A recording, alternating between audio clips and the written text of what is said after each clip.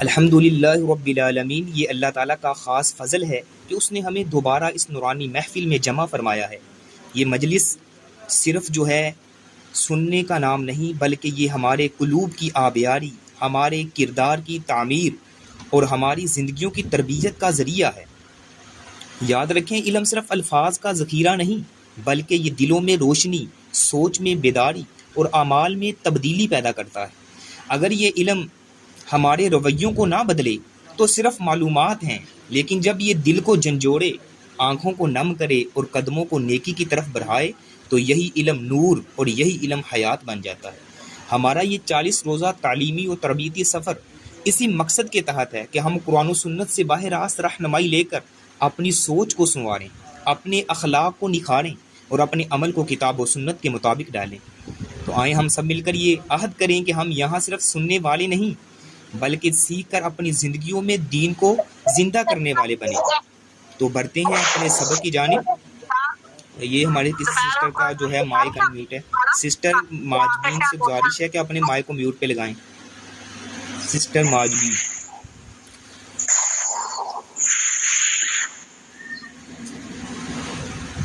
جزاک اللہ۔ تو بڑھتے ہیں اپنے لیسن کی جانب۔ سب سے پہلے جو یہ آج کی حدیث ہے، اس میں یہ اللہ تعالیٰ اور لوگوں کی محبت حاصل کرنے کا طریقہ بتایا گیا ہے۔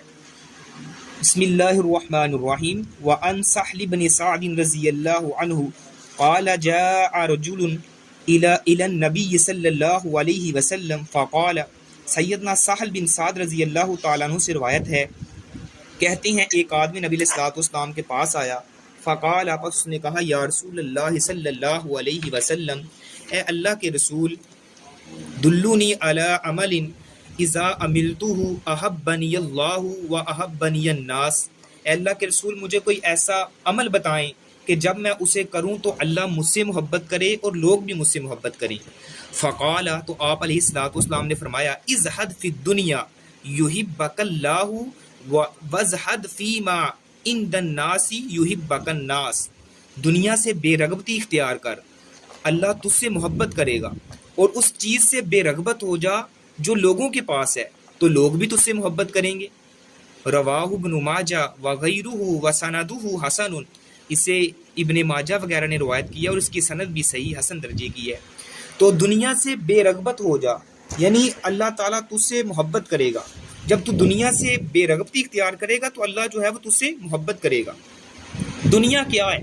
اس کا آسان اور مختصر جواب یہ ہے کہ وہ چیزیں جن کا فائدہ صرف دنیا میں ہے، آخرت میں کچھ بھی نہیں ہے، کیونکہ جن چیزوں کا فائدہ آخرت میں ہو یا آخرت میں بھی ہو، یعنی دنیا میں بھی ہو اور آخرت میں بھی ہو، تو وہ آخرت قرار پائیں گی، دنیا نہیں۔ یعنی جن چیزوں کا فائدہ انسان کو صرف دنیاوی طور پہ ہوتا ہے تو وہ دنیا ہی ہے، آخرت میں ان کے لیے کچھ بھی نہیں ہے۔ وہ چیزیں جن کا فائدہ آخرت میں ہوتا ہے یا دنیا میں بھی ہوتا ہے اور آخرت میں بھی ہوتا ہے، تو وہ کیا ہے؟ وہ یہ ہے، وہ بے رغبتی ہے۔ یعنی انسان سمجھ لے کہ وہ اللہ سبحانہ و تعالیٰ کو، دنیا کو بے رغبتی دنیا میں اختیار کر رہا ہے اور وہ زہد ورا جو ہے وہ اپنے اندر لے کے آ رہا ہے۔ اس لیے اللہ کی محبت حاصل کرنے کا نسخہ یہ ہے، فارمولہ یہ ہے کہ آدمی ان تمام چیزوں سے بے رغبتی اختیار کرے جو آخرت میں کسی کام نہیں آئے گی، یعنی ان چیزوں کو چھوڑ دے، ان چیزوں سے بے رغبت ہو جائے جو اس کو دنیا میں تو فائدہ دے رہی ہیں لیکن آخرت میں اس کو کوئی فائدہ نہیں دے رہی، کیونکہ انسان کی اصل زندگی جو ہے وہ تو مرنے کے بعد شروع ہونی ہے نا، اس کے لیے تیاری کرنی ہے۔ تو جو چیزیں اس کو اس زندگی میں فائدہ دیں گی انہیں اختیار کرے، جو وہاں پہ اس کو فائدہ نہیں دے رہی تو اس کو جو ہے وہ چھوڑ دے۔ اس حوالے سے شیخ الاسلام امام ابن تیمیہ رحمہ اللہ فرماتے ہیں، الزہد ترک ما لا ینفع فی الآخرہ، یعنی کہتے ہیں کہ زہد ان چیزوں کو چھوڑ دینے کا نام ہے جو آخرت میں کوئی فائدہ نہیں دیتی۔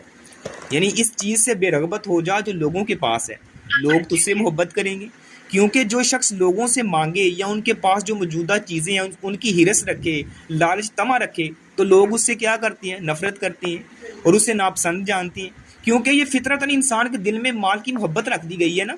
اللہ تعالیٰ قرآن مجید کے اندر ارشاد فرماتے ہیں نا، زُيِّنَ لِلنَّاسِ حُبُّ الشَّهَوَاتِ مِنَ النِّسَاءِ وَالْبَنِينَ وَالْقَنَاطِيرِ الْمُقَنطَرَةِ مِنَ الذَّهَبِ وَالْفِضَّةِ وَالْخَيْلِ الْمُصَوَّمَةِ وَالْأَنْعَامِ وَالْحَرْثِ، یعنی لوگوں کے لیے خواہشات کی محبت مزین کر دی گئی ہے، عورتوں سے، بیٹوں سے، سونے چاندی کے جمع کردہ خزانوں سے، نشان والے گھوڑوں سے اور چوپاؤں اور کھیتیوں سے. یعنی انسان ان چیزوں سے محبت کرتا ہے، وہ چاہے وہ عورتوں کی شکل میں ہو، چاہے وہ بیٹوں کی شکل میں ہو، چاہے وہ سونے اور چاندی کی شکل میں ہو، چاہے وہ یعنی وہ خزانوں کی شکل میں جو وہ گن گن کے جمع کر کے رکھتا ہے، یا چاہے وہ نشان زدہ گھوڑے ہیں وہ ہیں، یا چوپائیں ہیں، کھیتیاں ہیں، ان کے ساتھ. یہ ہماری سسٹر ہے، سسٹر ایمن، ان سے گزارش ہے اپنے مائک کو میوٹ پہ لگائیں. تو انسان ان سے محبت کرتا ہے. اب جو شخص لوگوں سے ان کی محبوب چیز مانگے گا، یعنی انسان ان چیزوں سے محبت کرتا ہے، تو جو لوگوں سے یہ چیزیں مانگے گا تو وہ لوگ اس سے کس طرح محبت کریں گے؟ کبھی بھی نہیں محبت کریں گے. ہاں، ان کے مال و متاع سے اگر بے نیاز ہو جائے تو لوگ اس کی عزت بھی کریں گے اور اس سے محبت بھی کریں گے. اگر جو لوگوں کے پاس مال و دولت ہے اس سے وہ بے نیاز ہو جاتا ہے تو پھر جو ہے وہ لوگ اس سے محبت کریں گے. ادروائز لوگ اس سے کبھی بھی محبت نہیں کریں گے. جو لوگوں کی مال و دولت کی طرف جو ہے وہ نگاہ رکھتا ہے تو لوگ کبھی بھی اس سے محبت نہیں کریں گے. اس حوالے سے نا ایک عرابی نے لوگوں سے پوچھا کہ اہل بصرہ کا سردار کون ہے بھائی؟ تو لوگوں نے بتایا بھائی حسن بصری رحمہ اللہ لوگوں کے سردار ہیں. اس نے پوچھا وہ ان کا سردار کیسے بن گیا ہے؟ تو بتایا گیا کہ لوگ اس کے علم کے محتاج ہیں، لوگ اس سے علم کے حاصل کرتے ہیں، اس کے علم کے محتاج ہیں، اور وہ ان کی دنیا سے مستغنی ہے. یعنی لوگ اس سے علم حاصل کرتے ہیں، لوگ اس سے علم کے محتاج ہیں، لیکن وہ لوگوں کے مال سے مستغنی ہے. اس نے لوگوں کے مال و دولت کی طرف دھیان نہیں رکھا، وہ لوگوں کے مال سے مستغنی ہے، اس وجہ سے وہ سردار بن گئے. دیکھ لیں کس قدر ہے. یعنی اگر لوگوں سے انسان مستغنی ہو جائے اللہ سبحانہ و تعالیٰ اس کو عزتیں عطا فرماتا ہے، لوگوں کے دلوں میں اس کے لیے محبت پیدا کر دیتا ہے. تو لوگوں کی محبت کی خواہش اور اسے حاصل کرنے کی کوشش یہ کوئی بری چیز نہیں ہے، یہ مستحب ہے بلکہ فرض ہے. جیسا کہ رسول اللہ صلی اللہ علیہ وسلم نے ارشاد فرمایا نا، والذی نفسی بیدہ لا تؤمنوا حتی تحابوا، اس ذات کی قسم جس کے ہاتھ میں میری جان ہے، تم مومن نہیں بنو گے جب تک ایک دوسرے سے محبت نہیں کرو گے. پھر آپ علیہ السلام نے اس کا طریقہ بتایا ہے محبت کرنے کا، آپس میں محبت بڑھانے کا. وہ طریقہ کیا ہے؟ آپ علیہ السلام نے فرمایا آپس میں سلام کثرت سے کیا کرو، جب کسی سے ملو تو سلام کرو، اس سے دلوں میں محبت پیدا ہوتی ہے. اسی طرح آپ نے کیا فرمایا؟ باہمی محبت حاصل کرنے کا ایک طریقہ یہ بھی ہے بھی ہدیہ دیا کرو، ایک دوسرے کو تحفہ دیا کرو، اس سے بھی محبت بڑھتی ہے. تو اس لیے یہ چیزیں جو ہیں اگر آپ کیا کریں گے، دنیا سے بے رغبتی اختیار کریں گے، اللہ بھی آپ سے محبت کرے گا. اور کیا؟ ساتھ لوگوں کے پاس جو کچھ بھی ہے مال و دولت ہے اس سے اگر آپ مستغنی ہو جائیں گے پھر لوگ بھی آپ سے محبت کریں گے. یہ دو سلوب، دو طریقے، دو چیزیں اس حدیث میں بتا دی ہیں. اس سے آگے والی حدیث ہے کہ اللہ تعالیٰ کس سے محبت کرتا ہے. وعن سعد بن ابی وقاص رضی اللہ عنہ قال سمعت رسول اللہ صلی اللہ علیہ وسلم یقول، سیدنا سعد بن ابی وقاص رضی اللہ تعالیٰ عنہ سے روایت ہے، کہتے ہیں سمعت رسول اللہ، میں نے اللہ کے رسول صلی اللہ علیہ وسلم سے سنا. کیا سنا؟ یقول ان اللہ یحب العبد عبد التقی تقی الغنی الخفی حفیہ. یعنی سعد بن ابی وقاص فرماتے ہیں کہ میں نے رسول اکرم صلی اللہ علیہ وسلم سے سنا کہ یقیناً اللہ تعالیٰ اس بندے سے محبت کرتا ہے جو کون سا بندہ؟ جو پرہیزگار ہے. یحب العبد التقیہ، جو بندہ پرہیزگار ہے. ساتھ کیا فرمایا؟ الغنیہ، غنی ہے. اور ساتھ کیا فرمایا؟ الخفیہ، یعنی جو چھپا ہوا ہے. یہ تین کیٹاگری آپ علیہ الصلوۃ والسلام نے جو ہیں وہ اس شخص کی بتائی ہیں جو پرہیزگار ہے، غنی ہے، چھپا ہوا ہے.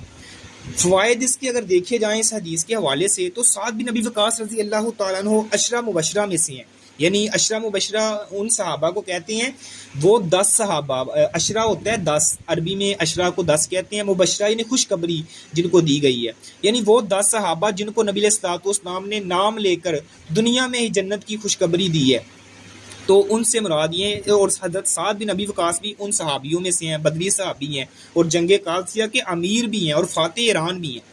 جب مسلمانوں کی باہمی لڑائیاں شروع ہوئی نا تو یہ گوشہ نشین ہو گئے، یعنی ان لوگوں سے الگ تھلگ ہو گئے.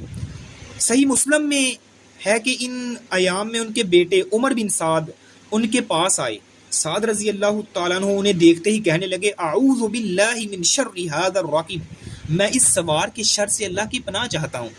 یعنی میں یہ جو میرا بیٹا آیا ہے، میں اس جو سواری پر سوار ہے میں اس کے شر سے اللہ کی پناہ چاہتا ہوں.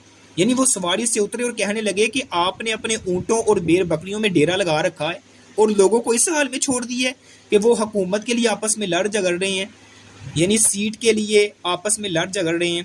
تو سعد رضی اللہ تعالیٰ عنہ نے ان کے سینے پر ہاتھ مار کر فرمایا خاموش ہو جاؤ، میں نے رسول اللہ صلی اللہ علیہ وسلم سے سنا ہے کہ اللہ تعالیٰ یقیناً اس بندے سے محبت کرتا ہے جو پرہیزگار ہے، غنی ہے، چھپا ہوا ہے۔ صحیح مسلم کے اندر روایت موجود ہے، یعنی باب الزہد کے اندر آتی ہے، یعنی جو پرہیزگار ہے، غنی ہے، چھپا ہوا ہے، اللہ اس بندے سے محبت کرتا ہے۔ تو اس حدیث سے معلوم ہوا کہ محبت اللہ تعالیٰ کی صفات میں سے ایک صفت ہے۔ بعض لوگ اس کی تعویل کرتے ہیں کہ اللہ کی محبت سے مراد یہ ہے کہ وہ بندے سے بلائی کا ارادہ کرتا ہے، یا اس طرح جو ہے اس کی تعویل کرتے ہیں یہ وہ ہدایت دیتا ہے، اس پر رحمت کرتا ہے، اور اللہ تعالیٰ کے بغض اور دشمنی سے مراد ان چیزوں کا الٹ ہے۔ گویا ان حضرات کے نزدیک نا اللہ تعالیٰ نہ محبت کر سکتا ہے نہ عداوت، اس لیے انہوں نے یہ تعویل کی ہے۔ مگر ان حضرات کی یہ جو لوگ ایسی بات کہتے ہیں ان کی بات درست نہیں ہے، کیونکہ قرآن میں بے شمار جگہ اللہ کی صفت حب یعنی محبت والی اور صفت عداوت بیان ہوئی ہے۔ اللہ تعالیٰ قرآن مجید میں فرماتے ہیں ان اللہ یحب المحسنین، کہ بے شک اللہ تعالیٰ محسنین نیکی کرنے والوں سے محبت کرتا ہے۔ اسی طرح اللہ تعالیٰ فرماتے ہیں فاتبعونی یحببکم اللہ، یعنی اے نبی یہ لوگ جو ہیں محبت کا دعویٰ کرتے ہیں کہ ہم اللہ سے محبت کرنا، تو ان کو کہہ دے فاتبعونی میری اتباع کرو یحببکم اللہ، اللہ بھی آپ سے محبت کرے گا۔ یعنی یہاں سے واضح ہو رہا ہے کہ اللہ محبت کرتا ہے، اللہ کی جو صفت محبت ہے وہ ہے، اور ساتھ فَإِنَّ اللَّهَ عَدُوٌّ لِلْكَافِرِينَ، اور اللہ کی جو صفت عدو ہے یعنی دشمنی والی وہ بھی ہے کہ اللہ تعالیٰ جو ہے وہ فَإِنَّ اللَّهَ عَدُوٌّ لِلْكَافِرِينَ، اللہ جو ہے وہ کافروں کا دشمن ہے۔ تو ہر شخص جانتا ہے کہ محبت اور عداوت کیا ہوتی ہے۔ محبت کا معنی ارادہ خیر یا ہدایت یا رحمت ہرگز نہیں ہے، بلکہ یہ صفات اپنی جگہ مستقل صفات ہیں۔ تو ان حضرات کو یہ تعویل کرنے کی ضرورت اس لیے پڑی ہے کہ انہوں نے اللہ کی محبت کو انسانی محبت کی طرح سمجھا ہے، جو بعض اوقات جو انسانی کمزوری ہوتی ہے وہ اس لیے تعویل کرتے ہیں محبت میں، وہ سمجھتے ہیں کہ اللہ کی محبت انسانوں کی محبت کی طرح ہے، تو ایسی بات نہیں ہے۔ اسی طرح ان لوگوں نے کہا کہ اللہ تعالیٰ جو ہیں وہ سمیع اور بصیر بھی نہیں ہے، یعنی اللہ تعالیٰ سننے والا بھی نہیں ہے اور دیکھنے والا بھی نہیں ہے، بلکہ سمیع اور بصیر کا مطلب ہے کہ وہ علم رکھتا ہے، حالانکہ سب جانتے ہیں علم الگ چیز ہے اور دیکھنا اور سننا الگ چیزیں ہیں۔ حقیقت دراصل یہ ہے کہ اللہ تعالیٰ کی یہ صفت اور دوسری تمام صفات کسی مخلوق کی صفات کے مشابہ نہیں ہے۔ ہم کہتے ہیں جو اللہ تعالیٰ کی صفت محبت ہے وہ مخلوق کی صفت محبت کی طرح نہیں ہے۔ اللہ تعالیٰ کی جو صفت سمیع اور بصیر ہے وہ مخلوق کی صفت سمیع اور بصیر کی طرح نہیں ہے۔ ہمارا سننا محدود ہے، ہمارا دیکھنا محدود ہے، اللہ کا سننا لامحدود ہے، اللہ کا دیکھنا لامحدود ہے۔ ہم تو ایک کمرے میں بیٹھے ہوں تو باہر دوسرے کمرے میں کیا ہو رہا ہے ہمیں تو وہ نہیں پتا، ہم تو وہ نہ سن سکتے ہیں نہ دیکھ سکتے ہیں۔ اللہ تو وہ سمیع و بصیر ہے جو اپنے عرش پر مستوی ہے اور وہاں سے جو ہے پوری کائنات کو دیکھ رہا ہے، بلکہ کالا پتھر ہے، کالے پتھر کے اوپر کالی کیری چڑھ رہی ہے، کالی رات ہے، اللہ سبحانہ و تعالیٰ اس کو دیکھ بھی رہا ہے، اس کے قدموں کی آہٹ بھی سن رہا ہے۔ یعنی اس طرح اللہ سبحانہ و تعالیٰ سمیع البصیر ہے۔ تو اللہ تعالیٰ کی صفات ہیں لیکن وہ مخلوق کی صفات کی طرح نہیں ہے۔ لیس کمثلہ شیء وہو السمیع البصیر، اس کی مثل تو کوئی چیز نہیں، وہ تو سمیع اور بصیر ہے۔ یعنی اللہ تعالیٰ کی صفات کیسی ہیں؟ جیسے اس کی شان کے لائق ہیں، جیسے اس کی شان کے لائق ہیں اس طرح اسی کے ساتھ ساتھ تو کس کام کو اسی کے ساتھ یعنی اس حدیث سے کیا نکل رہا ہے؟ یعنی اتقی یا پرہیزگار جو اللہ تعالیٰ اور اس کے رسول کے احکام پر عمل کرنے والا ہے اور ان کی منع کی ہوئی چیزوں سے باز رہنے والا ہے تو وہ متقی ہے، پرہیزگار ہے۔ نبی علیہ السلام نے فرمایا نا اللہ بھائی اس شخص سے محبت کرتا ہے جو متقی ہے۔ تو متقی کیا ہو، کون ہوتا ہے؟ جو اللہ اور اس کے رسول کے احکام پر عمل کرنے والا ہے اور ان کی منع کی ہوئی چیزوں سے باز رہنے والا ہے۔ اور ساتھ کیا فرمایا؟ الغنی جو غنی ہے، دولت مند ہے، بے پرواہ، یعنی اسے اللہ پر اتنا اعتماد ہے کہ وہ مخلوق سے بے نیاز ہے، اتنا اس کو اعتماد ہے کہ مجھے دنیا کے لوگوں کے جو مال و دولت ہے اس سے کوئی سروکار نہیں ہے، تو وہ لوگوں کے مال و دولت سے بے پرواہ ہے، اس کا اعتماد اور توکل صرف اللہ سبحانہ و تعالیٰ کی ذات پر ہے، تو وہ مخلوق سے بے نیاز ہے، اس کو کہتے ہیں الغنی۔ نبی علیہ السلام نے فرمایا نا لیس الغنا بکثرت الارض ولکن الغنا غنى النفس، دولت مندی دنیا کا ساز و سامان زیادہ ہونے سے نہیں بلکہ اصل دولت مندی نفس کا مخلوق سے غنی ہونا ہے، یعنی نفس کا مخلوق سے بے پرواہ ہونا ہے، یہ دولت مندی ہے۔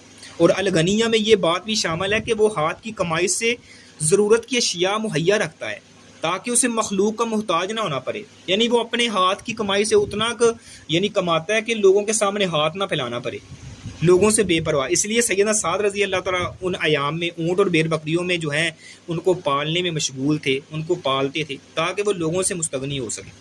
اور اسی کے ساتھ ساتھ الخفیہ یعنی چھپا ہوا، یعنی تین صفات بیان ہوئے اس حدیث میں، وہ متقی ہو، اسی کے ساتھ غنی ہو اور مخفی ہو، چھپا ہوا ہو، تو ان بندوں سے اللہ محبت کرتے ہیں۔ تو چھپا ہوا نام موری اور شہرت سے بچ کر اللہ کی عبادت میں مشغول، یعنی کیونکہ شہرت اپنے ساتھ کئی آفات بھی لاتی ہے، مثلا ریاکاری ہے، فتنوں میں شمولیت ہے، اللہ کی بندگی کے لیے وقت نہ بچنا، جبکہ گمنامی میں آدمی کو عبادت کے لیے کھلا وقت مل جاتا ہے، اس کا دل اللہ کی یاد سے مانوس ہوتا ہے، وہ فتنوں سے اور ریاکاری سے محفوظ رہتا ہے، اس کے تمام کام صرف اور صرف اللہ ہی کے لیے ہوتے ہیں۔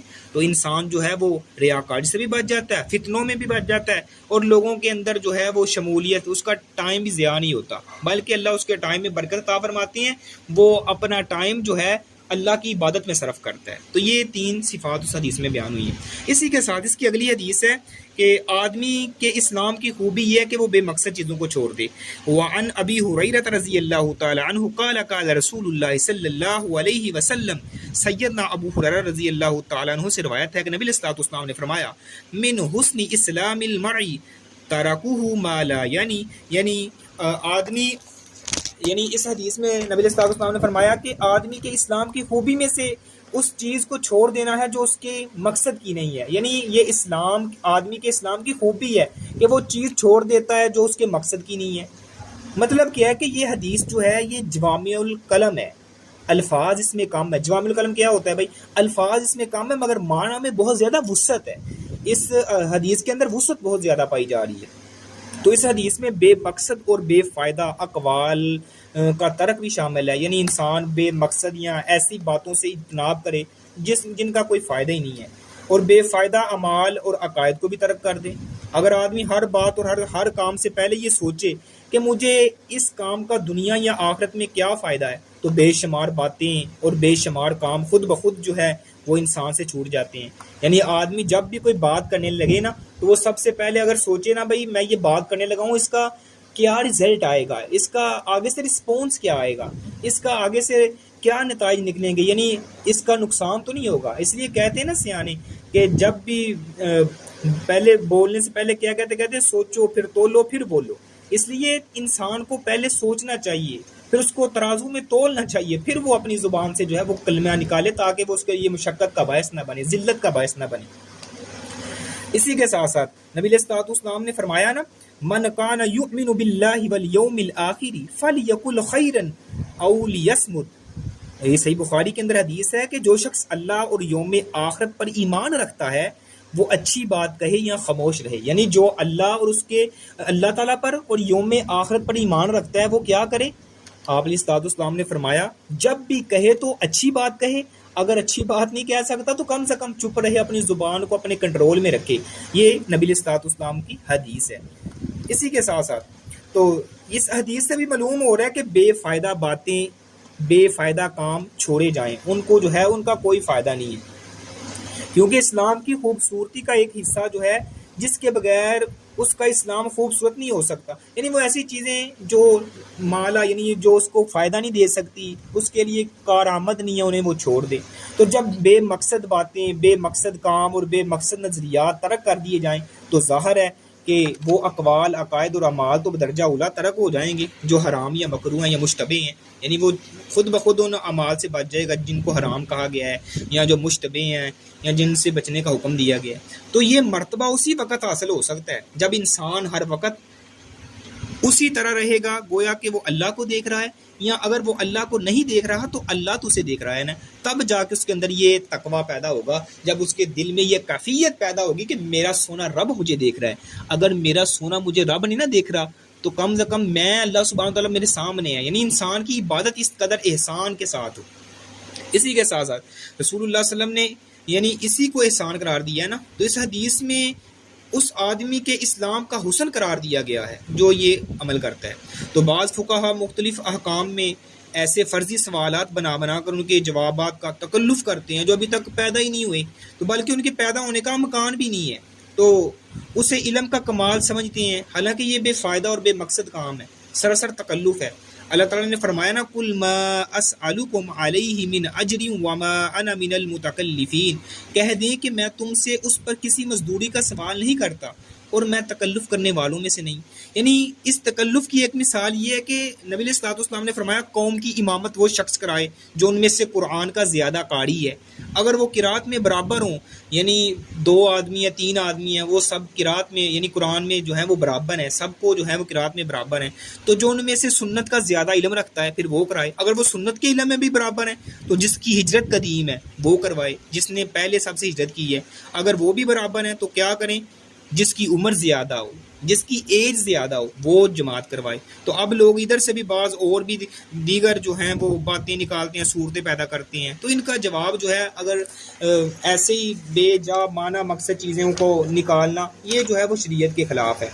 تو اس روح کی اس حدیث کی روح سے اگر دیکھا جائے تو بے فائدہ دیکھنا، سننا، پڑھنا، بولنا، ایسا کھیلنا، سونا اور دوسرے تمام بے فائدہ کام جو آدمی کے اسلام کی خوبی کے خلاف ہیں، مثلا انسان ناول، افسانے، گیت، اخبارات کا جو بیشتر حصہ ہے وہ بے فائدہ کتابیں اور اکثر کھیل، تاش وغیرہ، لوڈو وغیرہ، یہ ضرورت سے زیادہ وقت سونے میں جو صرف کر دیتا ہے، تو یہ بے مقصد ہے نا اور لا یعنی کام ہے، تو ان سے اجتناب کرنا چاہیے۔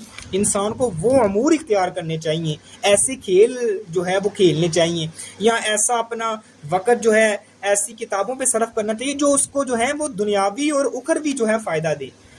یعنی آپ کتابوں کا مطالعہ کر رہے ہیں تو آپ دینی کتابیں جو ہیں سیرت کی ہیں، عقائد کی ہیں، یعنی وہ کتابوں کا مطالعہ کریں، آپ کے عقائد بھی درست ہوں، آپ کے نظریات بھی درست ہوں، آپ کی دنیا بھی بہتر ہو اور آخرت بھی بہتر ہو۔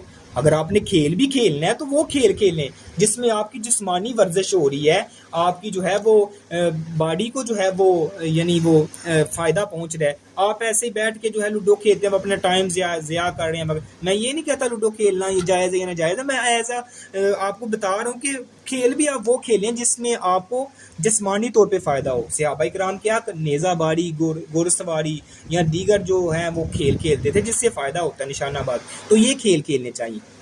اسی کے ساتھ ساتھ اگر آپ نے سونا ہے تو سونے میں بھی جو ہے وہ کمی لے کے آئیں۔ بعض لوگ ہوتے ہیں بس کھا لیا اور سو لیا، تو کھانے اور سونے کے لیے تھوڑی اللہ نے پیدا کی ہے، یا ایسی بے فائدہ چیزیں، ڈرامے وغیرہ، فلمیں وغیرہ یا ناول دیکھتے رہنا جو انسان کو جو ہے کچھ بھی فائدہ نہیں دیتے بلکہ الٹا جو ہے ان کے لیے گناہ کا باعث بن رہے ہوتی ہیں۔ تو ان چیزوں سے ہمیں اجتناب کرنا چاہیے، وہ چیزیں اختیار کرنی چاہیے جو انسان کو فائدہ دیں۔ تو یعنی یہ حدیثوں سے ہمیں کیا سبق مل رہا ہے؟ پہلی حدیث میں یہ سبق مل رہا ہے نا، انسان اگر اللہ تعالیٰ کی محبت چاہتا ہے اور مخلوق کے دلوں میں اپنی جگہ بنانا چاہتا ہے تو وہ کیا کرے؟ تو اس کی کنجی جو ہے وہ زہد ہے، دنیا سے بے رغبتی ہے، تو بے رغبتی اختیار کرو گے، دل کو دنیاوی ہرس اور طمع سے پاک کرو گے تو اللہ کی رضا کو ترجیح دو، تب اللہ بھی محبت کرے گا، لوگ بھی جو ہے وہ دل سے عزت کریں گے۔ تو دوسری حدیث سے کیا سبق مل رہا ہے کہ اللہ تعالیٰ کن لوگوں سے محبت کرتا ہے؟ وہ متقی جو چھپ کر نیکی کرتے ہیں، شہرت اور نمود و نمائش سے بچتے ہیں، اپنی گلی کوچوں میں گمنام رہتے ہیں، مگر اللہ کے ہاں محبوب اور بلند مرتبہ ہوتے ہیں۔ یہ ہمیں سکھاتا ہے کہ اصل وقار پتہ ہے کیا ہے؟ چھپ کر اللہ تعالیٰ کے ساتھ تعلق بنانے میں ہے، نہ کہ دنیاوی نمود و نمائش میں ہے۔ دنیا میں تو وہ گمنام ہے لیکن اللہ کے ہاں ان کا مقام اور عزت اس قدر زیادہ ہے، فرشتے ان پر رشک کرتے ہیں، اللہ سبحانہ و تعالیٰ ان پر فخر کرتا ہے۔ ایسے آپ نے بننا ہے، ایسے متقی بننا ہے، ایسے پرہیزگار بننا ہے کہ دنیا میں آپ گمنام ہو لیکن عرش پہ آپ کا جو ہے وہ نام ہو، دنیا میں گمنام، عرش پر آپ کا نام، فرشتے آپ پر رشک کریں، اللہ سبحانہ و تعالیٰ آپ پر فخر کرے۔ تیسری حدیث سے کیا ہے کہ کمال اسلام یہ ہے کہ آدمی بے مقصد باتوں اور فضول مشغولیات کو چھوڑ دے، فضول گوئی، بیکار مصروفیات، لغویات سے بچے۔ مومن کی شان یہ ہے کہ جب دل بیکار مشکلیں سے پاک ہو جاتا ہے تو فکر آخرت پروان چڑھتی ہے اور اللہ کی یاد دلوں پر غالب آتی ہے۔ تو یہ تمام حدیث ہمیں یہی نصیحتیں کر رہی ہیں کہ دنیا سے دل ہٹاؤ بھائی، اللہ کی محبت حاصل کرو، چھپ کر نیکی کرو، اللہ کے محبوب بندے بنو، فضولیت چھوڑو، اپنی زندگی کو مقصدیت اور آخرت کی فکر سے بھرو۔ اللہ سبحانہ و تعالیٰ سے دعا ہے جو کچھ سنا ہے جو سنایا ہے اللہ میرے سمیت ہم